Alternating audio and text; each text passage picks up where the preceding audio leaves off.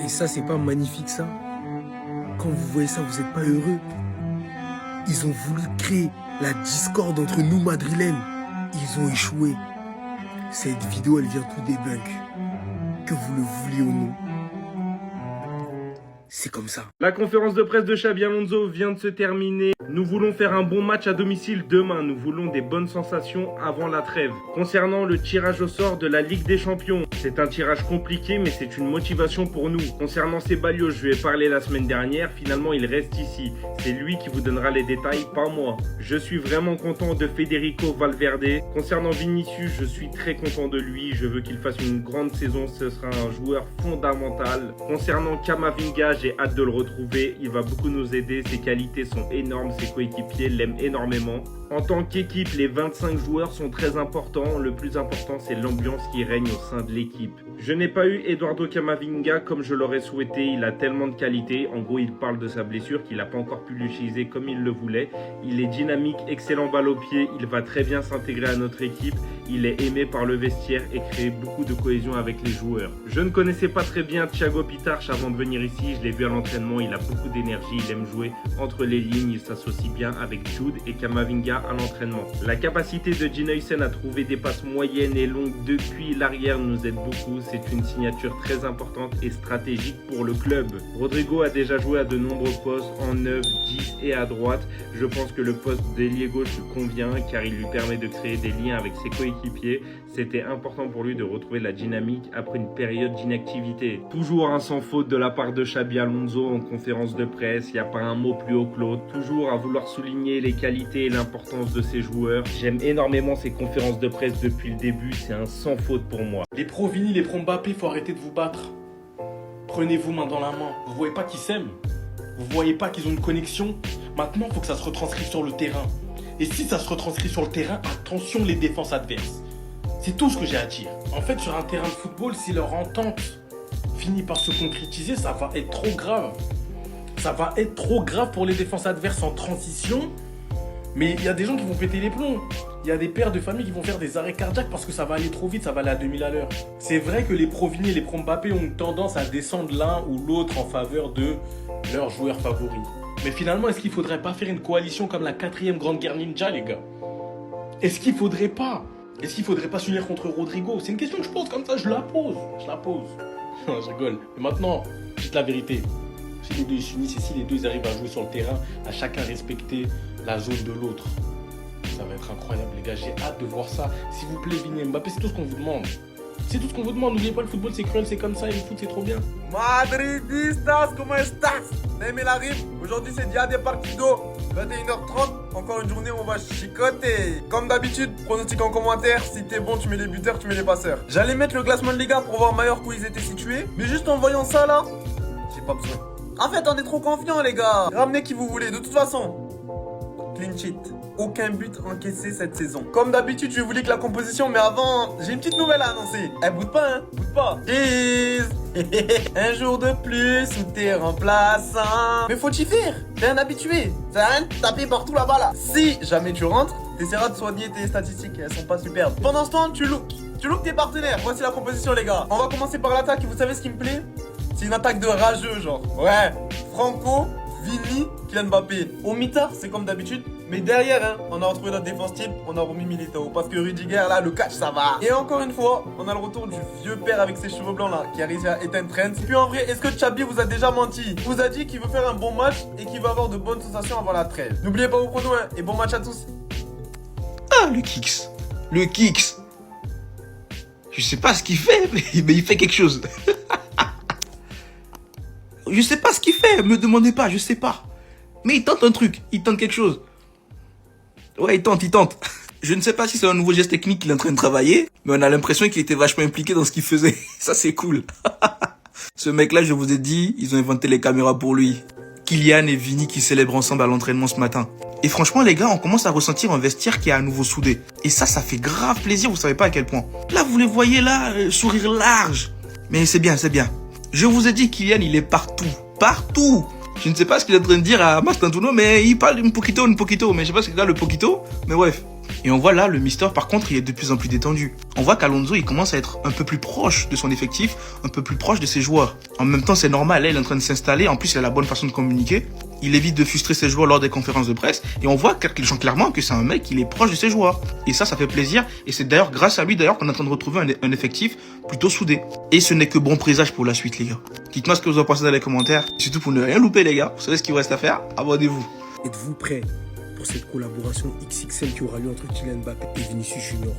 T'as qu'à voir son commentaire sous le dernier post du Real Madrid et tu comprends qu'ils sont prêts à coopérer. On vous dit d'arrêter de croire tout ce que vous voyez sur les réseaux sociaux. Cette image en est la preuve. Là, vous allez nous dire quoi, qu'ils jouent un rôle, qu'ils font les acteurs pour les caméras. On ne peut pas forcer des liens. Du moins, ça se sent et ça se voit. Là, on voit que c'est naturel. On voit qu'ils s'aiment, on voit qu'ils sont prêts à cohabiter ensemble en tant que superstars et qu'ils ont un objectif commun. Et cette image, en fait, elle me fait dire que cette année au Real Madrid, elle sera radieuse. Parce que quand il y a des guerres d'ego comme certains journaux prétendaient, tu vois pas ce genre de choses se passer. Il va pas sauter sur son camarade avec qui il a des problèmes d'ego, ça n'existe pas ça. Après, bien évidemment, ça veut absolument rien dire. Mais en tout cas, moi, cette image, elle me donne espoir et elle me fait croire qu'ils sont prêts à travailler pour un objectif commun. Il n'y a pas de chacun pour sa gueule. Bien évidemment que chacun d'entre eux voudra briller de leur côté, mais le collectif avant tout. Moi, en tout cas, quand je vois cette image-là, je suis content. Elle me fait penser que le Real, cette saison, ça va péter. Les fausses informations, c'est que sur les réseaux. Arrêtez de croire tout ce que vous voyez. Restez sobre, abonnez-vous les gars, ça frappe. Tu m'avais manqué. Voilà, je tiens à te le dire, tu m'avais manqué. Ce Vinicius-là m'avait manqué. Provocateur, que ce soit sur le terrain ou en dehors. Dribbleur, percutant, virevoltant, buteur, passeur. Ce Vinicius-là m'avait manqué. C'est peut-être la première fois depuis 6 mois que je le vois. Et je peux te dire, franchement, je pouvais pas me passer de toi. Voilà. J'ai revu 15 minutes d'un Vinicius exceptionnel et ça m'a plu et je veux le revoir encore et encore. Alors j'espère que ce ne sera pas qu'une performance parmi d'autres. Enfin, plutôt j'espère que ce sera ça et pas une performance parmi des milliers et des centaines de matchs de merde. Parce que ce Vinicius-là, je veux le voir 90 minutes, matin, midi et soir, toutes les semaines. Calendrier en Ligue des Champions fusionné au match de Liga, je vous jure que c'est un enfer pour le Real. Leur mois de septembre-octobre, les gars, c'est beaucoup trop cardio. Déjà qu'ils avaient un gros calendrier en Liga de base pour le mois de septembre, plus les matchs de Ligue des Champions, c'est une dinguerie. Attendez, bougez pas, je vous explique. Déjà, le premier match du Barça, c'est le 18 septembre face à Newcastle. À l'extérieur, c'est notre déplacement le plus compliqué. Puis ensuite, le premier, on affronte le PSG à domicile, Olympiakos à domicile le 21 octobre, Bruges à l'extérieur le 5 novembre, Chelsea à l'extérieur le 25 novembre, Francfort à domicile le 9 décembre, Slava à l'extérieur le 21 janvier, et puis pour finir, Copenhague à domicile. Si tu fusionnes avec les matchs de Ligue 1, ça fait Rayo, Valence, Newcastle, Retafe, Oviedo, Sociedad, PSG, Séville, Gérone, Olympiakos, Real, Elche, Bruges. On va s'arrêter à là pour l'instant. Puis du côté du Real, Mallorca, Sociedad, ils affrontent Marseille à domicile. Espagnol, Levante, Atlético, ils vont au Kazakhstan. Villarreal, Retafe, ils sont à domicile pour affronter la Juventus. Ensuite, ils affrontent le Barça, Valence, Liverpool à l'extérieur, Rayo Vallecano. Bref, les gars, un calendrier un peu corsé. C'est là qu'il y aura des points à prendre et qu'il faudra pas perdre les matchs. Enfin bref, sinon vous les gars, vous en pensez quoi? Rameneux, c'est l'impression s'ennuie. Oh les gars, Kylian Mbappé qui essaie de créer son propre geste technique. Regardez bien. Il est à fond sur ça depuis ce matin.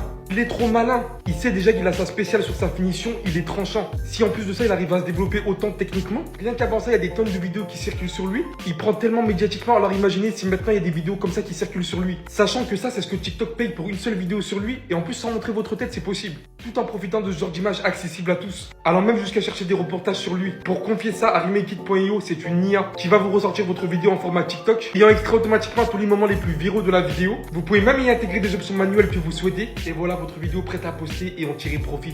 Kylian Mbappé Coupe du Monde, pas uniquement buteur, mais Kylian Mbappé skills. Juste avant d'attaquer la compo probable, laissez-moi vous faire un petit résumé de la situation du Real Madrid en Liga. On sait qu'en termes de résultats, le Real Madrid est sur une bonne lancée. 2 victoires en 2 matchs et 0 but encaissé. Et ça fait du bien les gars. Et personnellement, moi je pense qu'on doit aller chercher une 3e victoire obligatoire avant la trêve internationale. Comme ça, on sait qu'on est sur une bonne lancée et on fait le plein de confiance. Maintenant, on va passer à la compo probable. Et juste après la compo probable, je vous montrerai la liste des joueurs que moi personnellement je garde à l'œil pour ce match-là. Alors par rapport à la compo probable, on part sur un 4-3-3, compo d'ailleurs qui a été partagé par un média, et je suis plutôt d'accord avec la compo, c'est pour ça que je vous la prends. En défense, on aura le retour de Militao, je pense, avec Dina Hussein. Je pense qu'on va plutôt inverser les deux rôles, donc voilà, Dina Hussein va passer de l'autre côté, Militao de l'autre côté. Trent Alexander-Arnold, je pense qu'il va rejouer ce soir. Même si Carvajal, je trouve qu'il a fait un bon match contre Oviedo, je pense que Alonso avait décidé tout simplement de faire tourner son équipe, voilà. Et Arnold devait récupérer sa place. Alvaro Carreras qui sera à gauche, totalement logique. Au milieu, on aura Tchouaméni, Arda Güler, Valverde. Vous connaissez mon avis sur ce milieu-là. Pour moi, je ne peux pas continuer à coupler Tchouaméni et Valverde. Mais Alonso, il a une vision que je n'ai pas encore. Donc, on lui fait confiance, on verra bien ce que ça donnera. De toute façon, ce milieu, ça bougera pas.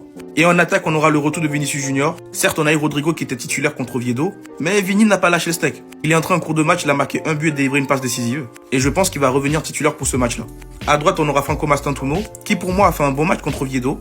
Pour le moment, moi personnellement, je le préfère à Brahim Diaz, parce que c'est un joueur qui n'a pas froid aux yeux. Dès le début de match, il prend des risques. Il n'a pas peur de faire ce qu'il sait faire. Brahim Diaz, pour moi, lui, c'est plutôt un super sub. Lui, il entre en cours de match et là, il te lâche des trucs. Donc voilà. Et en attaque, on aura Kylian Mbappé qui est sur une bonne lancée aussi. 3 buts en 2 matchs. Déjà, dites-moi ce que vous avez pensé de la compo dans les commentaires. Et maintenant, on va passer aux joueurs que je garde à l'œil pour ce match. Pour commencer, logiquement, je vais garder un œil sur ce duo-là, parce qu'ils ont l'air de commencer à bien s'entendre, à devenir plutôt complémentaires. Et reste à voir, on verra ce que ça peut donner sur le terrain. Franco Mastantuono, ça vous le saviez déjà. Vous savez à quel point j'aime la mentalité de ce petit, et on sait qu'il est talentueux, sachant qu'il a encore une bonne marge de progression. Arda Güler. Alors lui, on voit clairement qu'il a la confiance de l'entraîneur cette saison. Il est titulaire indiscutable au milieu pour le moment. Je trouve qu'il y en a qui sont un peu durs avec lui, mais moi je lui laisse le temps et franchement, je l'observe bien. Alvaro Carrera, j'ai pas besoin de trop parler. Il est sur une bonne lancée depuis le début de saison. Et voilà, c'est pour ça que je le tiens à l'œil. Pour moi, je trouve que il fait le taf. Trent Alexander-Arnold. Alors, s'il retrouve sa place de titulaire, moi, j'aimerais bien que ce mec-là, il se lâche. Parce que pour le moment, je trouve qu'il est encore un peu trop coincé. Mais on garde à l'œil. Gina Hossein, est-ce que j'ai besoin de parler? On passe à autre chose.